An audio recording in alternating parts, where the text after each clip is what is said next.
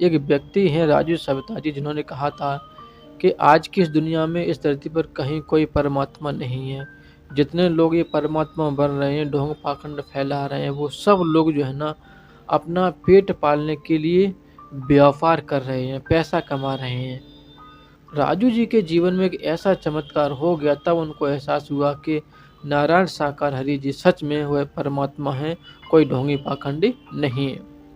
इस कहानी से आपको एक बात और जानने को मिलेगी कि जो राजू सविता जी हैं, उन्होंने जो बात कही थी कि हरि परमात्मा ढोंगी पाखंडी हैं, इस दुनिया में कोई परमात्मा नहीं है, तो उससे पहले उनके साथ बहुत बड़ा स्कैम हो चुका था, धोखा हो चुका था।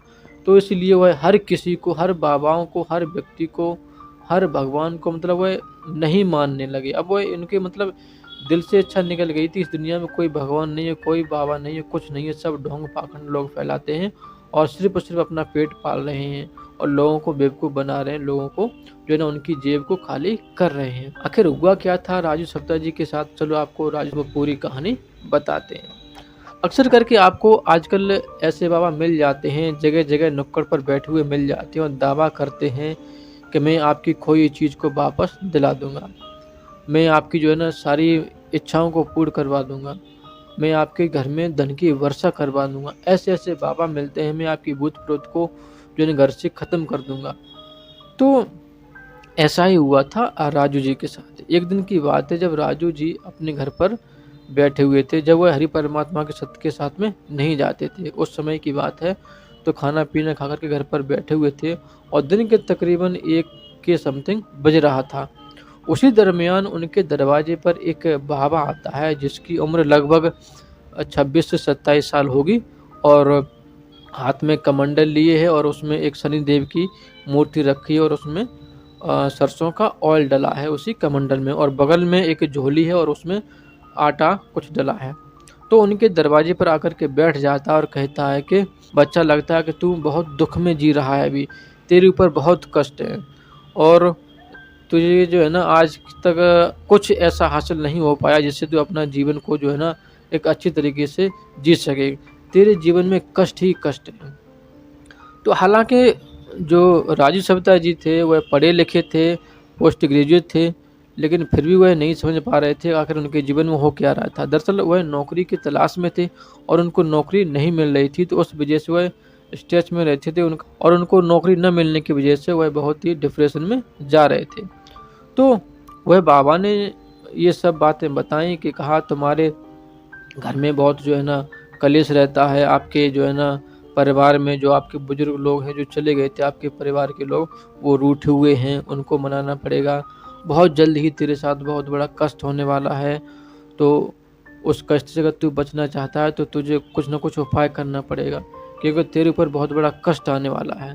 तो जब ऐसी बातें सुनी तो राजू और घबरा गए कि आखिर मेरे ऊपर क्या कष्ट आने वाला है। पहले ही इतना बड़ा कष्ट चल रहा है, जो नौकरी नहीं मिल रही है, 2 वक्त की रोटी नहीं नसीब हो पाती है, माता पिता घर पे जो है ना रहते हैं, वही भी गाली गलौज कर देते हैं, कभी कभी सुना देते हैं कि घर में पड़ा रहता है, कुछ नहीं करता है। लेकिन पढ़े लिखे होने के बावजूद जब अच्छी नौकरी ना मिले तो दिमाग टेंशन में रहता ही है। आजकल के नौजवानों का यही हाल है, वो बेशक पढ़े लिखे हैं लेकिन उनके मन के मुताबिक नौकरी नहीं मिल पाती है, तो वह नौकरी नहीं करते हैं। हालांकि नौकरी की कमी नहीं है, कहीं कुछ ना कुछ मिल जाएगा, लेकिन जैसी उनकी एजुकेशन अगर वैसा उनको जॉब ना मिले तो उनको जो है ना ऐसा लगता है कि शायद वह कुछ नहीं कर रहे हैं, मतलब जीवन बेकार है। तो राजू जी ने पूछा कि महाराज जी कोई उपाय बताओ, इसका कोई उपाय हो तो बताओ, मेरे कष्ट कैसे निवारण होगा।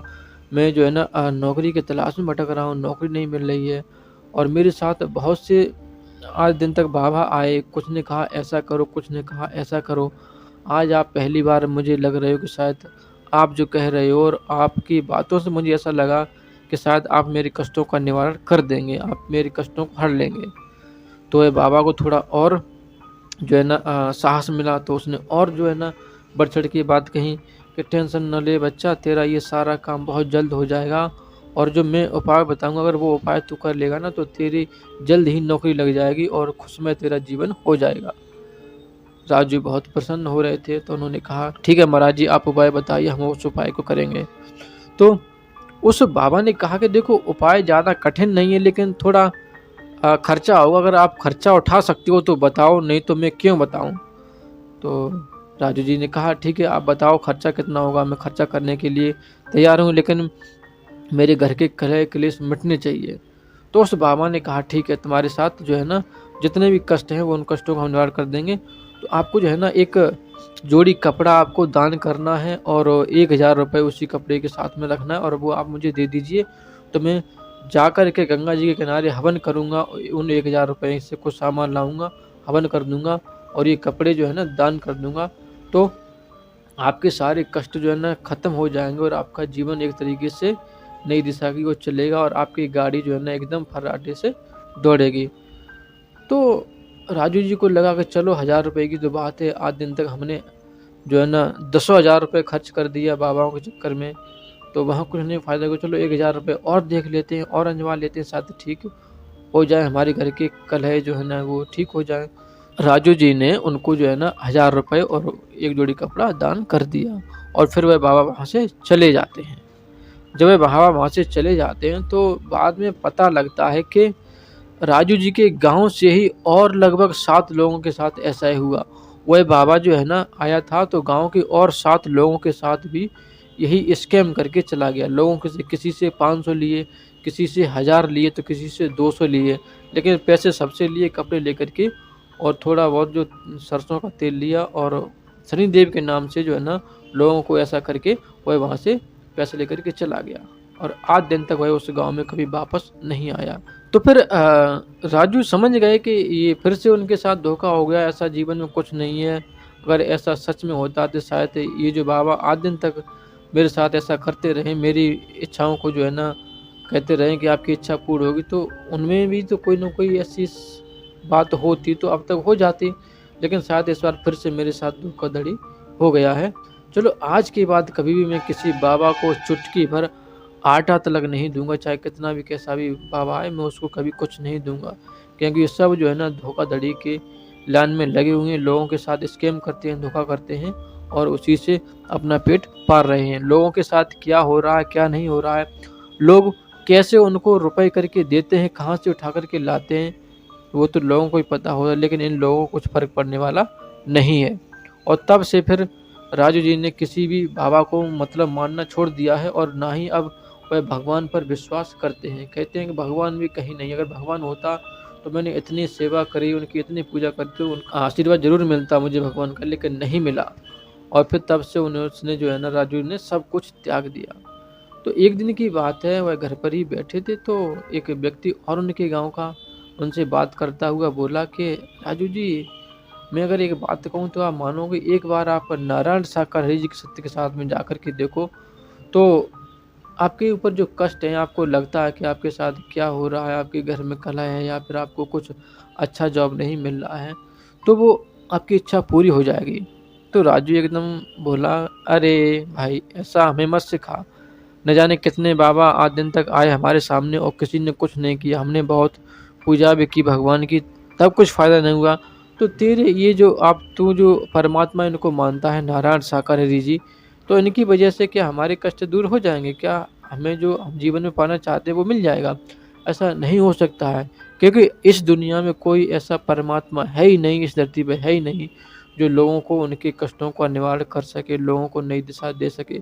जितने बाबा जितने देखने को मिल रहे होंगे तुमको, वो सब और सब ढोंग और पाखंड करते हैं, जो अपने पेट के लिए लोगों के साथ व्यापार करते हैं पैसों का और उस पैसे से अपना पेट तो पाल रहे हैं, लेकिन लोगों के से जो उनका पैसा जा रहा है, लोगों के उनका जो है ना उनकी समस्याओं का समाधान नहीं हो पा रहा है।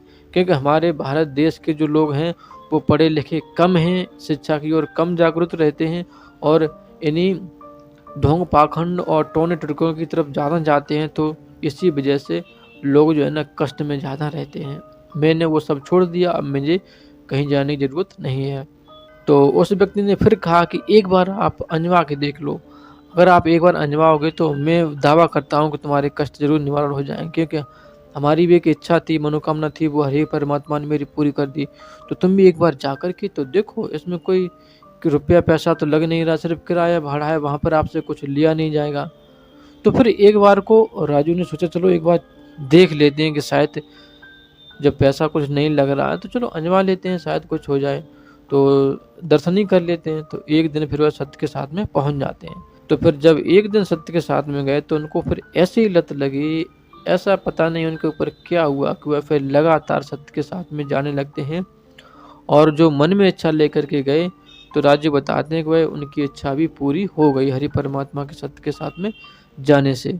तो वह अब यही कहते हैं कि आजकल की आस-पड़ोस में, आपके गाँव में या कोई शहर में, गली में जो आपको ढोंगी पाखंडी बाबा मिल जाते हैं, जो 25-30 साल के होते हैं, वो आपको कहते हैं कि आपका ये काम हो जाएगा, आपका वो काम हो जाएगा, आपकी सारी इच्छाएँ पूरी हो जाएँगी।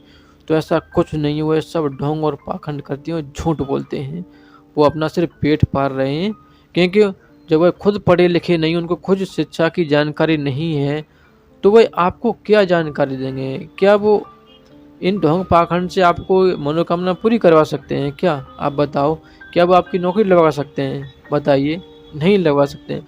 अगर ऐसी ही उनके अंदर शक्ति होती है, ऐसा ही उनके अंदर ज्ञान होता, तो शायद वह जगह पर बैठकर लोग उनको पूजते और लोगों का वह उद्धार करते, ना कि पैसा लेकर के अपना पेट भरते, अपने उस पैसे से घरवालों का पेट भरते, अपनी बिल्डिंगें बनाते। ऐसा नहीं करते, क्योंकि आजकल तुम देख रहे होगे कि जितने बाबा हैं, ज़्यादातर बाबा यही कर रहे हैं, ढोंग पाखंड फैल रहे हैं। तो बहुत कम आपको सच्चे बाबा देखने को मिलेंगे, क्योंकि सच्चे बाबा हैं ही नहीं। अगर वो हैं बेचारे, तो उनका कोई प्रचार नहीं, लोग उनको नहीं जानते हैं। तो ऐसा है आज का समाज। तो दोस्तों, इस कहानी से आपको एक जानकारी ज़रूर मिलेगी होगी कि ढोंगी पाखंडियों से सावधान रहें, और अगर सच्चे बाबा हैं और आपको कुछ नॉलेज दे रहे हैं तो जानकारी लें। अदरवाइज़ कोई कहता है कि आपके टोने टोटके से आपका वो हो जाएगा, आपके कष्ट दूर हो जाएँगे, तो ऐसा कुछ नहीं है। आप अपनी मेहनत पर विश्वास रखो, अगर आपके में की मेहनत अच्छी है तो आपका परिणाम आपको ज़रूर जल्द मिल जाएगा। उम्मीद करता हूँ कि आपको ये कहानी अच्छी लगी होगी। यदि आप भी ऐसी कोई कहानी जानते हैं तो प्लीज़ हमें कमेंट बॉक्स में बताएँ, उस कहानी को लेकर के हम ज़रूर आएँगे। धन्यवाद।